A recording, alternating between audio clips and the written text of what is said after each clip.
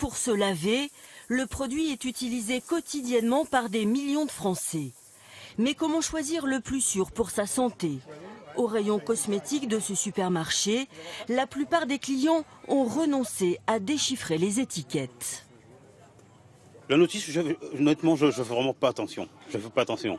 Alors, je ne sais pas du tout ce qu'il y a dedans comme produit. Je ne sais pas. Si ça se trouve, il y a des produits nocifs, mais je ne sais pas du tout. La notice n'est pas souvent lisible.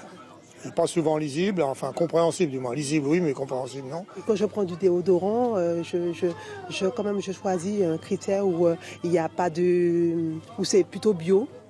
Des étiquettes qu'il faudrait regarder à la loupe, derrière lesquelles se cachent des allergisants, des perturbateurs endocriniens et même des substances potentiellement cancérigènes. Rien que dans un gel douche, une trentaine d'ingrédients aux noms souvent compliqués. Vous avez sodium laureth sulfate, donc qui est un tensioactif, c'est-à-dire un détergent.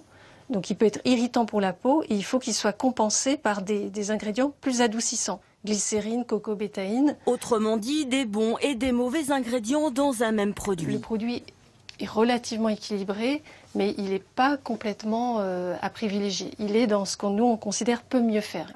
Une utilisation ponctuelle ne représente pas de danger majeur.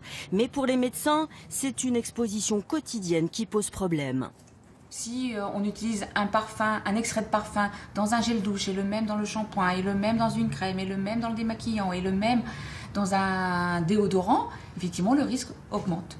Utiliser les produits d'hygiène avec modération.